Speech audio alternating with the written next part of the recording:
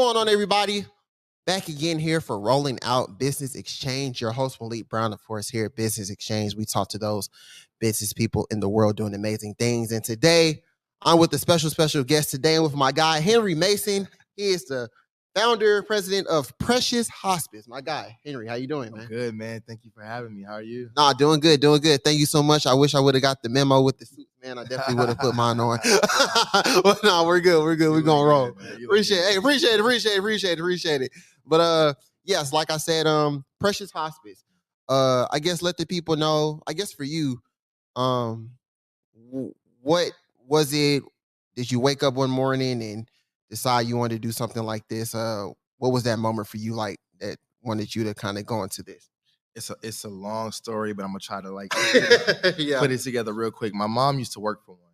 So in 2014, she worked for another company that was out in Stockbridge, and that was when she came down with her second bout of cancer.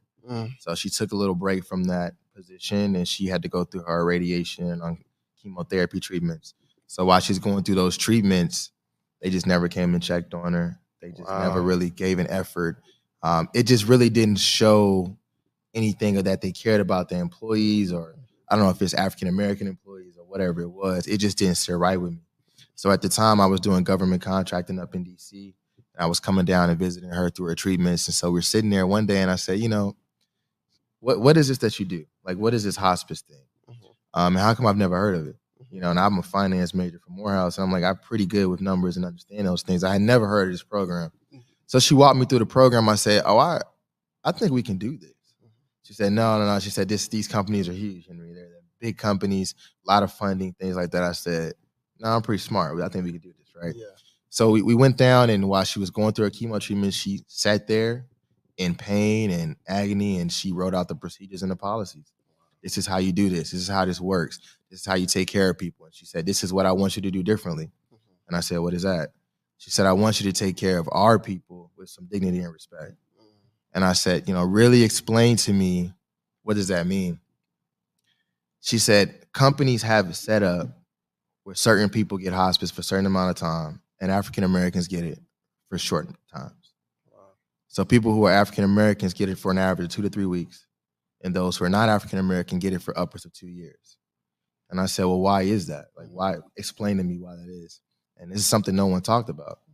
She said, the way hospice works is for everyone that you bring on, it's a 180-day average. So if you bring somebody on January 1st, that person essentially has to expire by June, the last day of June, for 180 days. Yeah. And for everyone is that for non, or no, this is hospice in general? Hospice in general. Okay, got you. And this is why African Americans get a couple days and other people get lots of days. And so it's set up that they give people who don't cost them the most amount of money, the most amount of time possible. So if you bring somebody on January 1st and they live to December 31st, you got to have somebody else that you bring on January 1st and they expire January 1st, so that it averages 180 days. So the system is set up that they go give people who don't cost them a lot, people who have their own money to buy their own supplies, their own equipment, their own nursing visits, the most amount of days possible, so they get the most amount of return on their investment. Versus African Americans, this is when we're stuck to a day or 2 days or 2 weeks. So our entire mission has been to reverse this cycle, not to give other people less days, but to give us the same amount of days, because this is a free service. It doesn't cost us anything. Yeah, for sure. I guess, how are you able to kind of bridge that gap? When you talk about how we have such short time and, non-Blacks, they have longer. How are you going through that process? Is it anything extensive that you have to do, or is it kind of just like you're just fighting for it? Like, what is it for you? It's a fight. It's a fight. Just in full transparency, we don't get the same type of clients that other companies get. And I would say up until about 3 years ago, we started hiring people from other companies. When they come over, they say, wait, this hospital doesn't give you this many a month? We say, no, we might get one. Yeah. They say, no, we get 30 a month from this hospital. I said, there's no way. Yeah. So it's a constant fight. So our goal now is to educate the community, so before they go into those environments, they can already say, this is the company that fought for us, that educated us on this program. And if it's something that I can get my equipment, my supplies, my nursing visits, and not have to pay for anything, I want to go with Precious. For sure. What I guess, what should people know? you know, when it comes to hospice in general? Like, what does that process look like? What should it look like? What should the right process look like, to make sure, you know, they're being done right, in that process? What should people know? What is the one thing that you think people should know coming in? So just making sure that you get everything that you're supposed to get. So your supplies, we do supplement supplies. We don't give you all of the supplies, but we're supposed to help you out financially with those supplies. We take care of your medications. So making sure that company's taking care of your medications, making sure you got the adequate equipment, good equipment, not like bad equipment that doesn't work, hospital beds, oxygen machine, things like that, bedside tables, things that can help you on a day-to-day basis. That someone's coming into your home to help you take a bath at least 3 times a week. That's the other part of it, right? Because if you go to some African American homes or people who might be on Medicaid, they might need somebody 5 times a week. If the government's only going to pay you so much, you're going to go to an area where they don't need somebody 5 times a week. They need somebody once or twice a week. So making sure that you're getting everything that you need to help you kind of sustain and live life. Because in my personal opinion, being on hospice gives you more time. You're more dedicated people looking after you. They're changing your medications regularly. You're in more pain. We're upping your pain medication. So being on a hospice gives you more life. So that's something to look forward to. But when you go to the hospitals, pay close attention to who they press on you. The hospitals, the social workers, the doctors, your own doctor. If you start paying close attention to who they're pressing on you, what companies they're pressing on you, that'll tell you everything you need to know. What I guess what should we look for? What should people look for when it comes to that type of pressing and things like that? Like, yeah, so normally, for us to kind of break through into the system, we have to go to the people themselves. It's almost like Barack running for president and what that looked like for him, right? No, he had to really go. It was grassroots. He had to go and tell people this is who he is. He had to educate people on who he was because other people weren't backing him right away, right? That's kind of how it is for us. We have to go to our community, say, hey, we're the hospice for you. We're the ones for you. They're not going to push us because we don't necessarily have connection with a lot of these doctors. We don't have connection with a lot of these social workers. Hospitals don't even give us the time of the day a lot of the time. So we've been, and this is a 10-year fight I've been doing, right? So I could have been doing a lot of other things to be 36. I started at 26, but to just keep fighting, this is a fight for our people to make sure that we can do the things that we do well. And so churches like Cornerstone have helped us tremendously because that has where we can reach a lot of our people. So I go into a lot of churches and I do speak and just educate them on this is something. If you wanted food and food stamps existed, why would you not take free food? Yeah. If you want healthcare and hospice exists, if you can qualify for it, why would you not take free help?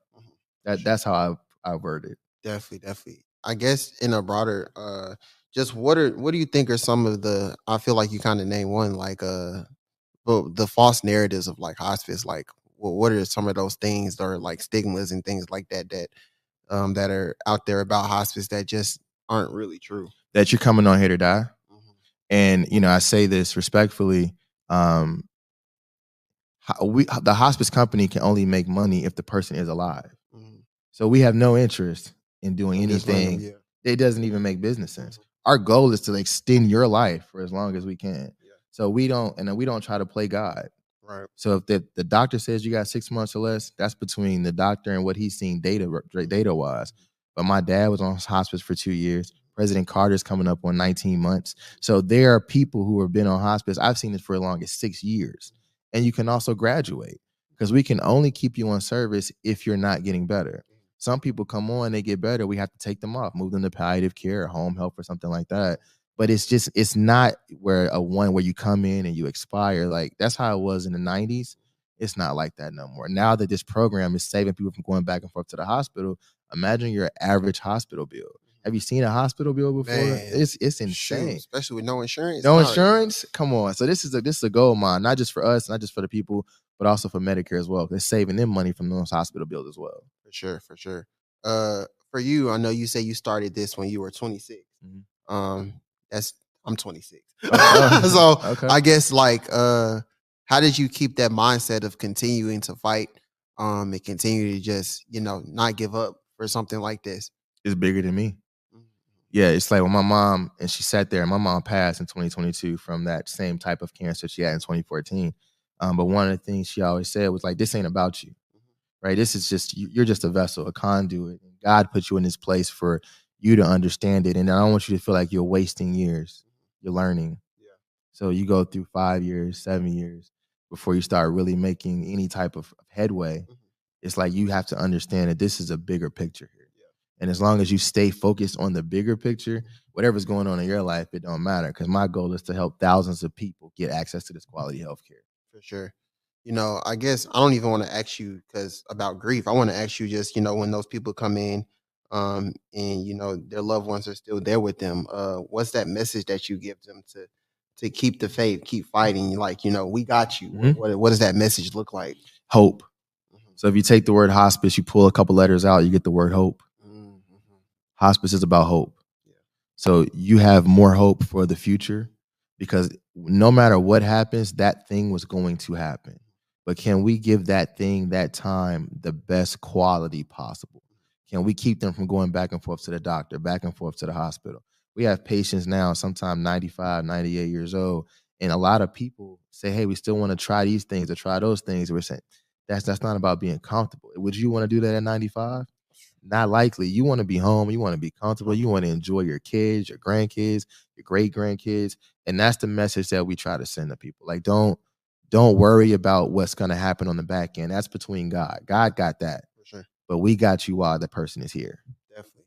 How important to you is I guess generational wealth? I mean, of course, you say you talked about your mom, being a part of the hospice business. How important was it for you to kind of get that in you as well, and probably bring that down to generations and things like that? How important is that for you? So you're familiar with the wealth gaps between African Americans and other cultures? I know it's not. I know it's definitely not the same. But if you got some certain statistics, then please let the people know. I know we deal with I know we different. Yeah. No, so I won't put any numbers out there. I'll let people live, but it's staggering, right? When you talk about, and the one thing that I try to tell people more than anything is buy a home. And now we're in this world where people are like, don't buy a home, don't buy a home. Like, no, listen, if you don't do anything else, if you buy a house, more than likely that land and that property is going to appreciate. This is one thing that I see differently in other cultures than ours. We don't buy into retirement plans. We don't buy into buying real estate. Those are the things we just look at. Well, I just want to be fresh for this weekend. It's like that $1,000 you spent on shoes probably could have went towards a mortgage, a plot of land. You start thinking about it that way and get you a financial advisor, right? I mean, I have one. Right. Even with the little bit that I have, whatever. But it's like, no, I have somebody that keeps me in check, that helps me understand things. Find you somebody that can help you set things up. But more importantly, as fast as you can, buy a house. I don't care if it's not your perfect house, buy a house. Yeah. For sure. It's funny you talk about like just spending money. I feel like the biggest setback we having right now. Have you seen the Chris Brown? The meet and greet, like paying $1,100 to just like take a picture with this guy. It's like that's rent money. Like, yeah, but I can do a lot with $1,100. But I mean, if one day somebody said I'm gonna pay you $1,100 for a picture, I'm gonna take it. If we're being honest, I'm like, yeah, whatever picture you want, sweetie. Now I got you. One girl lost her boyfriend over those pictures, man. I was like, what I'm saying? Like, it's not a great investment when you're doing stuff like that, man. Nah, I'm kidding, but nah, yeah. I mean, we just got to be more mindful of how we spend, man. It's like, and from what I understand, we do spend the most money in terms of the amount of money we bring in versus what we put out as a culture. So figuring out how to do that, right? And if we're going to spend money, we need to spend it with people who are giving back to our community. That's the other part that is very important that other people kind of pay close attention to. About a month ago, we fed 1,500 people downtown Atlanta. The mayor came out, his team came out. They were very supportive in what we were doing. But for us to have a much smaller company, I don't see anybody else down here. Yeah. Right. So they come down here, the hospitals give them all this business, and I don't see them giving back. Yeah. They come say, we gave out 3 T-shirts. 3 T-shirts? We fed 1,500 people, and we got 1/10 of the company size that you all have. Yeah. Like, where are you at in our community? Just taking our business, but not feeding us. It's not. True. It's got to. That has to stop. Like, we got to figure out a way to figure that out. Yeah. True. Did you always have a business mindset, or did it kind of start when you with the hospice? So I would say So I grew up. My parents were divorced, and I spent a lot of time with my granddad. And he has 3 sons. My mother's 3 brothers. Those are my uncles. And so my granddad, when we would sit at dinner tables, we wouldn't really talk about things that other families I think would talk about. So my granddad was an avid person who read the newspaper like every day. So he would ask questions about things, and he would make me read the newspaper or different books. And then we were at dinner, we would spend very little time talking about what we did at school, very little time talking about sports. He would talk about current events, what I thought about these things, what I would do differently. So I remember having those conversations at like 8 or 9 years old.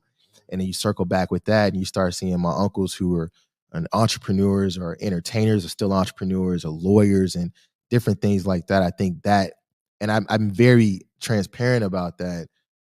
Yes, anyone can do it, but my path is a little different because I grew up with it. So me being able to withstand some of the downfalls or the bad years, and we lost a lot of money during COVID, a lot of money during COVID, and most people would have given up. But I've seen my uncles kind of go through stuff where I'm like, I didn't say nothing. Right. It's going to be another year where we're going to lose more money, but it's going to be 1 year where everything takes off and then you can sell it and move on. For sure. I guess what's the one, the biggest piece of advice that you've gotten, I guess, about business? Like what is that one thing that you think people should really know? Business and family are not that different. Mm-hmm. And I think one of my mentors, and I have a 2-year-old now, his name is Henry, and his grandfather's name is David Moody. And one of the things that he says is you have to make sure that your partner is the right partner for you in entrepreneurship. It can make or break you, your business, and everything else. And the way he talks about his wife and how they've done business and things like that, I think that's the best piece of advice I've ever received. Understanding who you're marrying, and that's a big part of how far you'll be able to go. So I think that's probably the best advice I can give anybody that wants to go into this. That's dope. It's crazy. I feel like I've been getting like a lot of relationship advice this week. I went to the doctor a couple of days ago, and I was like, "What's the biggest like advice that you give for somebody in a relationship?" He was like, "Date their parents, date their sister, 100%." He went on like a whole story. Yeah. I was like, "Oh, okay." But no, I like that too. I love that too. I love that idea though. No, it's real. You're gonna be around them forever. No, right. I don't want to marry you and say I'm not going to see your parents. Right. I want to hang out with everybody. No, it makes sense. I like that. Definitely. I like that. Well, wrapping it up, Henry, I guess. I didn't ask you. Where the name Precious Hospice come from? So a lot of company names are like they're either family names or they're very like Latin names or something like that. There wasn't any healthcare is not supposed to be what it has become. It's supposed to be something that's soft, that's gentle, that's something you're passionate about, something that you love. And so the name Precious is something that my mom picked while she was on that, going through her chemo treatments. And so we decided that we had all these names, these Latin names and Audax, whatever is other things we were looking at. But we said, well, what is something that makes you think that this is a compassionate company, that they care about you? What is it? And that's when we said life is precious, and we're going to use Precious Hospice. That's where that came from. Dope. Cool. Well, Henry, man, thank you so much. Is there anything before we go, anything you want the people to know about Precious Hospice, anything you want to plug, anything you want to tag, things of that sort? Yeah, so, I mean, if you want to look me up, I'm Healthcare Henry. I do talk about all things healthcare on Instagram, more so on TikTok. Precious Hospice has been around for 10 years, and our goal and our mission is to help those that are the underserved. We believe highly in health equity. I am a Christian. I go to Cornerstone Baptist Church in Fayetteville, Georgia. So if you want to, come by, feel free to come by. But other than that's our biggest thing, man. Just making sure we can help as many people as we can. And we never charge. That's the one we never charge. We'll never charge you out of pocket for anything. Sure. Great. Well, man, Henry, thank you so much for coming on, man. We appreciate your time. Thank you. Here supporting you, Rolling Out, as always. Here, Rolling Out Business Exchange. Your host, Malik Brown, my special guest, Henry Mason of Precious Hospice, and we are out.